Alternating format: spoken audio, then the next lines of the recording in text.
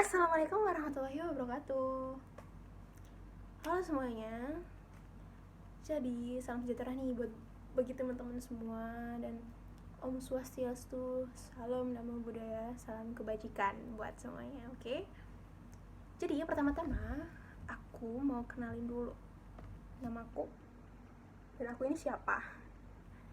Jadi yang di sini kenalin, namaku adalah Puspita Anggraini dari Universitas Negeri Surabaya, jurusan atau prodi sosiologi. Nah, teman-teman tahu nggak dari kalian nih, kira-kira aku nih angkatan berapa sih? Jadi aku angkatan dari 2018. Nah, di sini dengan aku NIM 1804056426. Kita persingkat aja deh, 026. Oke. Jadi hari ini aku bakalan bahas tentang kota Surabaya. Sebelumnya kalian tahu sendiri kan, kota Surabaya itu adalah kota metropolitan dan kota yang terbesar kedua kan dari Jakarta. Istilahnya Surabaya ini juga merupakan kota-kota besar juga seperti Jakarta, Jogja dan lain sebagainya. Nah, kali ini bertepatan dengan kita sebagai mahasiswa, aku mau mengangkat tema dengan judul Perubahan Gaya Hidup, Pola Pikir, dan Pergaulan Mahasiswa Universitas Negeri Surabaya. Nah, di sini aku pakai teori dari Pierre Bourdieu. Di sini aku pakai konsepnya dari beliau, yaitu tentang habitus. Oke, langsung aja. Oke teman-teman, jadi di sini kita langsung aja masuk ke permasalahan. Jadi di sini kenapa sih aku mengusung tema yang seperti itu, yaitu tentang mahasiswa dengan pola pikirnya, perubahan sikapnya, atau dari pola pergaulan mereka. Jadi disimak di sini. Jadi latar belakangnya itu seperti ini, bahwa di sini tuh mahasiswa adalah orang yang belajar di sekolah tingkat perguruan tinggi. Nah, untuk apa? Untuk mempersiapkan diri bagi keahliannya dari tingkat sarjana. Jadi semisal dari kita yang udah mahasiswa nih, khususnya apalagi aku semester 5. Nah, kita akan meneruskan dan mempersiapkan diri untuk mencapai tujuan kita, yaitu mendapat gelar sarjana S1, S2 maupun S3 ke depannya. Atau bisa saja orang lain itu menyimpulkan bahwa mahasiswa itu adalah individu yang belajar di perguruan tinggi dalam proses menimba ilmu ke perguruan tinggi. Nah, jadi di sini teman-teman, mahasiswa yang pergi merantau ke daerah lain itu akan meninggalkan daerah asalnya. Dalam hal apa? Dalam hal mencari atau menimba ilmu di kota-kota besar atau universitas, perguruan tinggi yang sekiranya itu bisa mengangkat atau bisa ia masuki dari keahlian yang dia miliki. Nah, di samping itu teman-teman, kondisi sedemikian itu biasanya mahasiswa itu akan berbaur dengan berbagai mahasiswa dari daerah lain, dan mereka itu pasti dituntut untuk mandiri, apalagi jauh dari segala fasilitas dan kenyamanan yang diberikan dari rumah asal mereka atau dari orang tua mereka khususnya ya.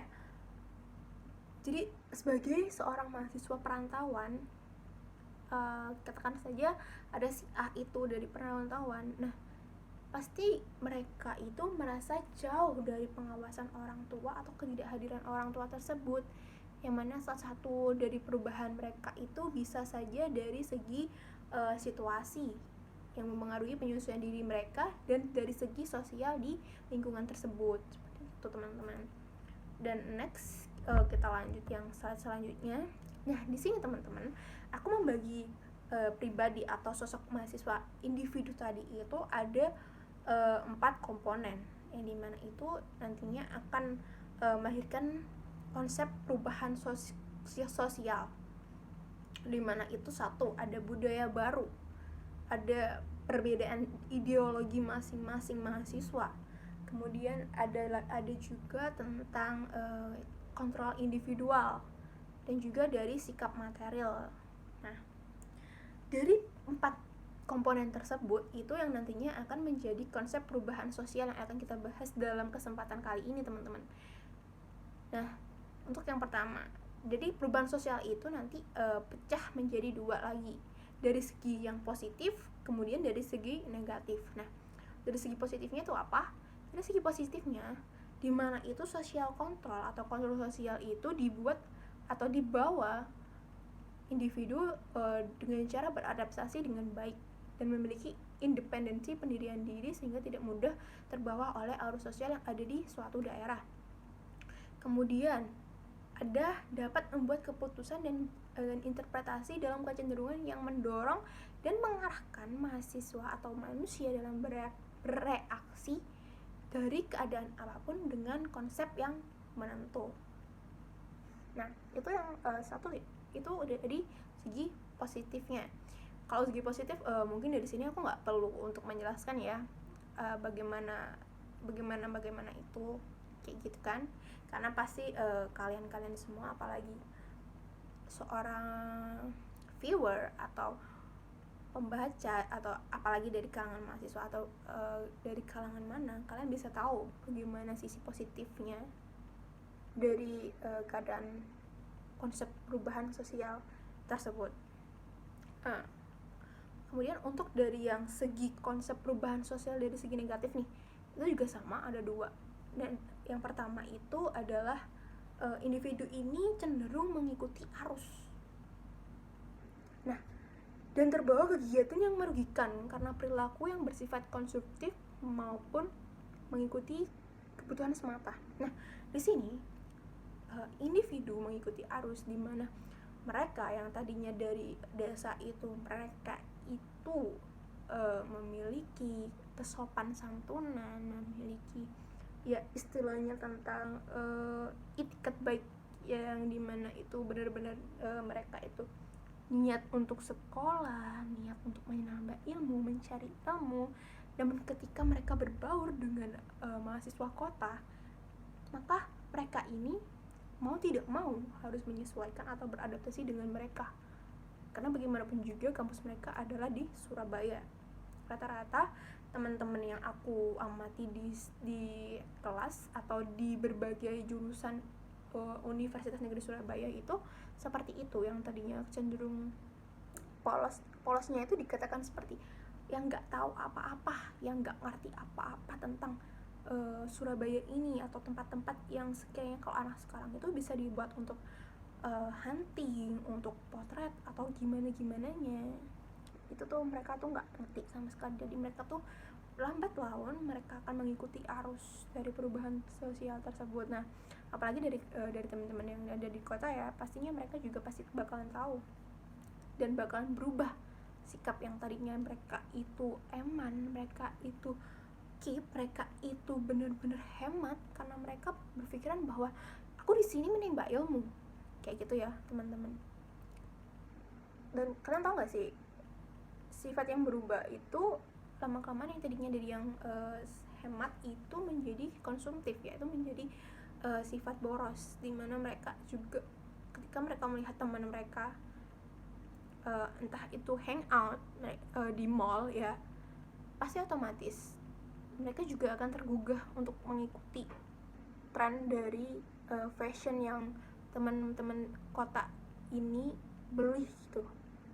Sehingga dari situlah mereka bakalan kecanduan bahwa oh iya, ini fashionnya anak ini bagus nih, bisa nih buat aku contoh, buat aku tiru atau buat aku terapin dalam kehidupan sehari-harinya aku. Pasti mereka berpikir seperti itu. Namun dan yang kedua itu kurang bisa mengontrol diri mereka, sehingga perubahan dan pemahaman yang diberikan dan ditanamkan budaya dari pembawaan diri masing-masing mereka dari asal mereka menjadi luntur dan berubah. Dah, yang aku tanggepin di sini itu yang paling sangat menonjol itu ada satu jurusan di Universitas Negeri Surabaya itu yang aku amati bahwa teman-teman ini dulunya itu satu aspek fakultas sama aku nih. Jadi kayak teman-teman ini tuh dulunya benar-benar polos banget, tapi seketika dia bergaul dengan mahasiswa dari kota Surabaya, mereka itu cenderung mengikuti teman-teman yang ada dari Surabaya. Ada mereka yang dulunya itu polos sekali, polosnya itu dalam artian mereka benar-benar santun, mereka benar-benar anak baik, mereka benar-benar gak aneh-aneh. Jadi mereka ikut terlibat dalam aneh-aneh. Apalagi mahasiswa atau kita dari Surabaya, pastinya kalian gak asing lagi kan bahwa kalian mendengar kata-kata clubbing atau dugem atau gimana. Nah, rasa dari situ mereka akan ikut terbawa arus, sehingga dari budaya atau tanaman yang ditanamkan mereka dari diri sendiri, dari daerah asal mereka, jadi luntur mengikuti perkembangan itu, teman-teman. Jadi masih banyak sekali yang aku temuin di sini itu mahasiswa tuh yang suka dugem dan suka ngerokok. Itu ya kalau cowok, teman-teman ya, ini cewek. Jadi benar-benar signifikan sekali perubahan sosial yang terjadi. Kemudian dari studi kasus, dari yang aku kaji, dari yang aku lihat sejauh ini, ada teori yang mana itu dari tokoh Pierre Bourdieu.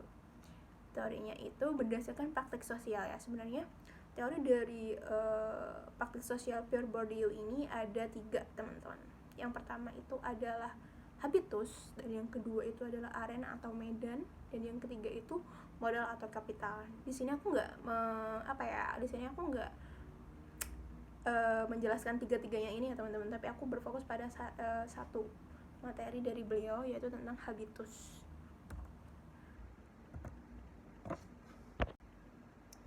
Oke guys, kita kembali lagi, dan hari di sini aku mau menerangkan tentang apa sih habitus itu yang menurut konsepnya dari Pierre Bourdieu ini. Nah, dalam konsep ini tentunya kita sudah tahu dan bahwa beliau itu menerapkan konsep teori praktik sosial. Nah, beliau itu mengungkapkan bahwa ada 3 faktor yang mendasar dalam dunia kehidupan. Jadi yang pertama itu adalah habitus, konsep habitus ya, dimana habitus ini itu berupa proses dialektika antara internalisasi eksterior dan eksternalisasi eksterior. Pasti di sini kalian bertanya-tanya, apa sih itu internalisasi eksterior dan eksternalisasi eksterior? Internalisasi eksterior ini adalah kondisi ketika seseorang itu menyerap atau menginternalisasi dunia sekelilingnya. Sedangkan eksternalisasi internal itu adalah kondisi bahwa seseorang itu menginternalisasi hasil pemahamannya. Jadi hasil penyerapannya dari dunia luar, baik itu dalam perilaku maupun dalam tindakan.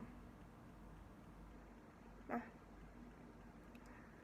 habitus ini menggambarkan serangkaian kecenderungan yang mendorong dan mengarahkan manusia untuk beraksi dan bereaksi dengan cara tertentu. Berkaitan dengan hal yang dijelaskan tadi, habitus itu hanya semata-mata apa yang sebaiknya diperkirakan orang dan apa yang sebaiknya dilakukan oleh orang lain.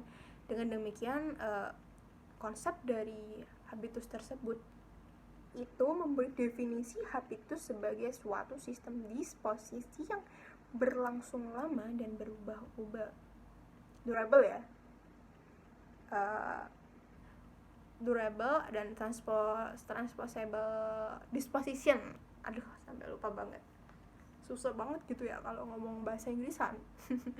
Oke, next. Jadi dari konsep yang berubah-ubah tadi itu memiliki fungsi ya sebagai basis generatif bagi praktek-praktek yang terstruktur dan terpadu gitu, kayak secara objektif gitu, teman-teman.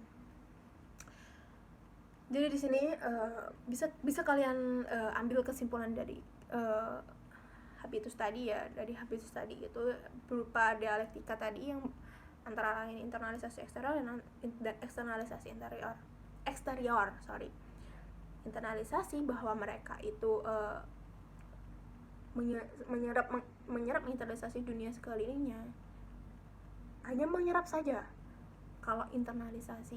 Sedangkan eksternalisasi, wah mereka itu menyerap hasil pemahamannya. Kayak contoh, ada mahasiswa desa dan ada mahasiswa baru. Nah, mahasiswa kota. Jadi mahasiswa desa ini dia tuh menyerap atau melihat atau memahami bagaimana budaya dari mahasiswa kota ini. Dengan embel-embel mereka nggak ujuk-ujuk hanya menyerap aja, tapi mereka juga benar-benar memahami bagaimana hasil dari penyerapan yang mereka pahami, mereka amati tersebut. Jadi seperti itu teman-teman. Berbicara dengan habitus, konsep habitus dari Pierre Bourdieu sendiri ini. Aduh susah kali ya. Oke, next. Jadi guys, dari yang sudah aku jelaskan tadi, bahwa konsep habitus yang diberikan oleh Pierre Bourdieu ini menggambarkan serangkaian kecenderungan yang mana nanti itu mendorong manusia dan mengarahkannya untuk beraksi dan bereaksi dengan cara menentu. Nah, dari kecenderungan ini tadi yang nantinya akan melahirkan sebuah praktek, sebuah persepsi, dan juga perilaku yang tetap teratur dan kemudian nantinya yang akan menjadi mode. Lalu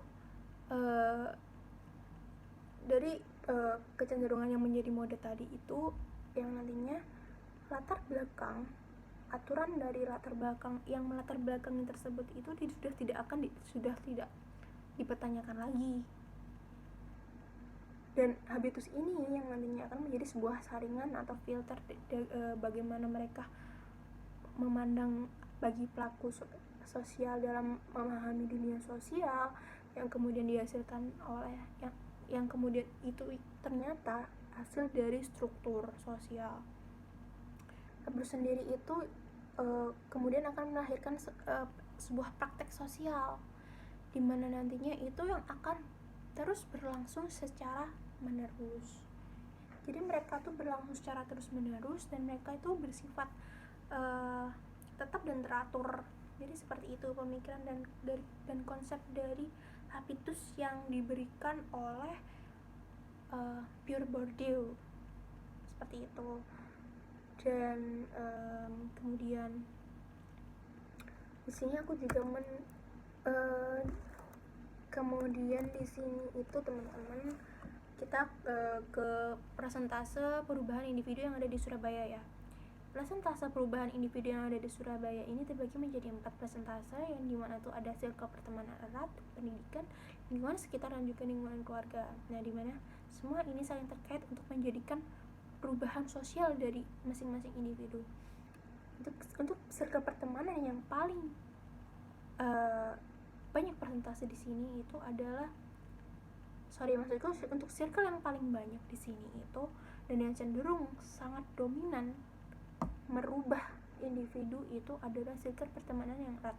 Ketika kita sudah menerapkan konsep trust, kita sudah menerapkan konsep percaya dengan teman kita, dimana itu berbeda daerah, dimana itu circle mereka yang seperti ini dengan circle kita yang berasal dari daerah itu seperti ini, begitu kan. Ketika kita sudah percaya dengan mereka, kita sudah nyaman pertemanan kita dengan mereka, apa yang selanjutnya terjadi? Pasti kita akan terjun atau cenderung ikut dalam circle pertemanan mereka, yang sehingga nantinya dari circle pertemanan yang sudah kita bangun dengan mereka itu menjadikan sebuah konsep dari perubahan sosial. Jadi itulah mengapa circle pertemanan itu sangat amat dominan sekali, apalagi untuk mahasiswa seperti kita dengan pola pikir yang pergaulan bermacam-macam itu, yang bisa dikatakan pergaulan bebas, pola pikir yang signifikan berubah, tata cara atau macam-macam lainnya yang berubah seperti itu. Dan kemudian untuk pendidikan itu hanya 10%. Jadi untuk pendidikan kita udah nggak perlu bahas lagi ya, kenapa ada perubahan sosial dari pendidikan, karena kan memang dari segi pengajaran atau metode belajar dari dosen kota dengan metode belajar, maksudnya bukan dari dosennya juga ya, tapi lebih kepada metode pendidikan atau cara pembelajaran yang ada di kota dengan di desa itu berbeda gitu. Mungkin di kota seperti ini, di desa seperti ini. Jadi mereka agak harus bisa beradaptasi juga dengan proses pembelajaran yang diterapkan di kota dengan desa, ada yang berubah gitu. Kemudian ada lingkungan sekitar itu 30%, dimana itu lingkungan sekitar yang berada di lingkungan kampus, terutama ya lingkungan sekitar kampus atau lingkungan sekitar kos atau kontrakan yang mereka tinggali dari perantauan dari daerah asal mereka, seperti itu. Terus ada lingkungan keluarga yang 20%. Jadi di sini klub di mana itu sudah menjadi 40%, 20%, 30%, dan juga ada 10%. Nah, keterkaitan dari studi kasus yang aku kaji dengan penerapan dari konsep teori habitus yang diberikan oleh Pierre Bourdieu ini memiliki keterkaitan atau memiliki relasi, dimana itu maksudnya korelasi ya, bukan relasi dimana itu memang benar-benar terkait ya jika diamati gitu. Apalagi aku sebagai mahasiswa sosiologi, dimana orang sosiologi itu kan mereka berinteraksi dengan masyarakat, jadi mereka setidaknya itu tahu bagaimana macam-macam masyarakat itu seperti apa, dari segi stratifikasi masyarakat itu seperti apa, dan macam sebagainya ya teman-teman. Dan untuk korelasi tadi, untuk hasil analisis yang aku amati sejauh ini, yang aku lihat di sini penerapan dari konteks teori yang diberikan oleh Pierre Bourdieu kepada atau dengan studi kasus yang aku kaji ini, di mana habitus yang diberikan pemahaman oleh Pierre Bourdieu ini, yang mana itu adalah sebuah konsep di mana itu adanya penyerapan, penginternalisasian, dan juga pemahaman dari individu masing-masing yang nantinya akan berpindah kepada kecenderungan yang dimana itu mengubah manusia atau individu itu untuk beraksi dan bereaksi dengan cara menentu. Nah, dari kasus